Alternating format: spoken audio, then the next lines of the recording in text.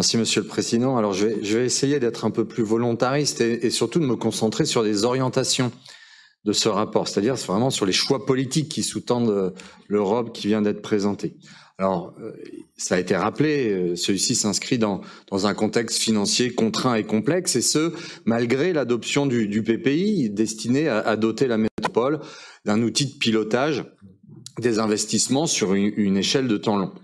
Alors ce contexte, bien évidemment, je pense que tout le monde est d'accord là-dessus, nous impose une vigilance accrue afin d'éviter tout dérapage.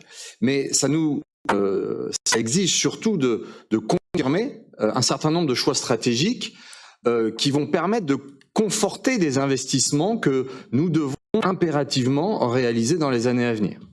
Et donc ces choix, il nous faut les assumer et nous devons nous donner les moyens d'y parvenir. Et pour les groupes génération que je représente, cela signifie défendre des orientations budgétaires entières orientées vers les transitions écologiques et sociales de notre territoire. Ça a été dit, le temps presse, les années à venir sont critiques et chaque denier public doit contribuer à opérer ces transitions dans des conditions justes et équitables pour tous.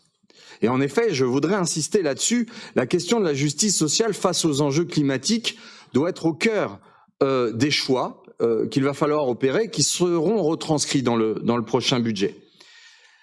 Et il faut à la fois maintenir des investissements nécessaires à la conduite de cette transition, mais penser à parer aux effets sociaux que la crise actuelle engendre. L'exemple des investissements qui vont être engagés en matière de services publics de l'eau et de l'assainissement l'illustre très bien. Et on pourrait d'ailleurs prendre toute une série d'autres exemples. Transport public, les mobilités douces, les déchets, l'alimentation, l'énergie, la rénovation des bâtiments, etc., etc. Dans tous ces domaines, en réalité, l'inflation, on le sait, risque d'entraîner des conséquences financières, va entraîner des conséquences financières redoutables. Et ça aurait pu conduire à des renoncements. Mais ce n'est pas le choix qu'il faut opérer. Il faut au contraire confirmer le maintien d'investissements indispensables pour protéger nos ressources naturelles et notre environnement, tout en déployant un système de protection sociale juste. Et à cet égard, je souhaiterais attirer l'attention sur 3 sujets qui nous apparaissent primordiaux pour justement conjuguer le maintien des investissements indispensables et la protection des plus fragiles sur notre territoire. Les mobilités, l'habitat, mais également l'insertion. Dans ces 3 domaines, l'urgence écologique et l'urgence sociale se conjuguent. Tout d'abord, la problématique climatique et la problématique de santé publique liée à la question des mobilités doivent impérativement nous conduire à sortir du modèle tout voiture hérité des années 60, incompatible avec les différents enjeux que je viens d'évoquer. Et le projet Inspire, la rénovation des réseaux de transport en commun vont y contribuer. Et tout doit être fait collectivement pour assurer cette réalisation. Mais il s'agit également de promouvoir les mobilités alternatives, et notamment les mobilités douces. Il faut s'y atteler plus vite, il faut s'y atteler plus fort. Et bien entendu, ces efforts doivent s'accompagner de mesures qui permettent d'accroître l'accessibilité des mobilités pour tous. Il faut porter une attention particulière aux publics les plus précaires et donc renforcer, selon nous, la participation de la collectivité au financement des activités menées par le SMTC. C'est indispensable.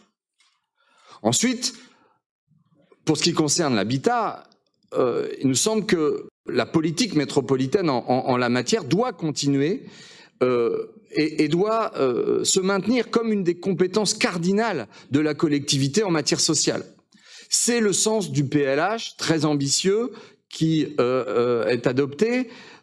Et dans ce cadre, la métropole doit, bien entendu, maintenir ses efforts de construction de nouveaux logements, qui seront destinés à répondre aux besoins des milliers en tout cas, de personnes qui sont toujours en attente de logement aujourd'hui. Bien sûr, ça passe également par le soutien à la construction et à la réhabilitation des logements sociaux afin de maintenir un équilibre, une offre équilibrée entre les différents logements et bien entendu une attention accrue à la qualité du cadre de vie.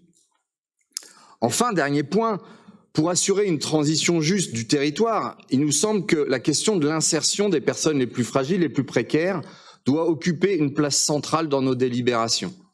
Cela passe par le déploiement et la pérennisation des dispositifs plus nombreux et ambitieux tels que celui que l'on a mis en place, l'expérimentation du territoire zéro chômeur, mais également par le renforcement des programmes d'aide et d'accompagnement à destination des jeunes, notamment par le biais des missions locales, ce qui suppose d'abonder le fonds métropolitain d'aide aux jeunes. Pour conclure, je souhaiterais rejoindre un certain nombre de demandes qui ont déjà été formulées. Vu le contexte financier et compte tenu des choix stratégiques qu'il va falloir opérer dans le prochain budget, nous souhaiterions que les élus métropolitains puissent disposer d'éléments d'information afin d'objectiver et de mesurer concrètement l'efficacité des dépenses engagées à l'échelle métropolitaine. Parce que si des arbitrages doivent être opérés, si des priorités doivent être fixées, de telles informations nous permettront d'éclairer le débat et de déterminer les véritables leviers, ceux qui sont les plus efficaces pour mener à bien nos différents projets de transition. Par ailleurs, je souhaite fortement insister sur le fait que les actions de la métropole, celles qu'elle va être amenée à mener à l'avenir, doivent, et ça étonnera personne que je le dise, intégrer systématiquement et de manière adaptée à chaque projet la participation des citoyens. C'est non seulement un gage d'acceptation sociale des projets, mais c'est également une condition de leur efficacité. Je vous remercie.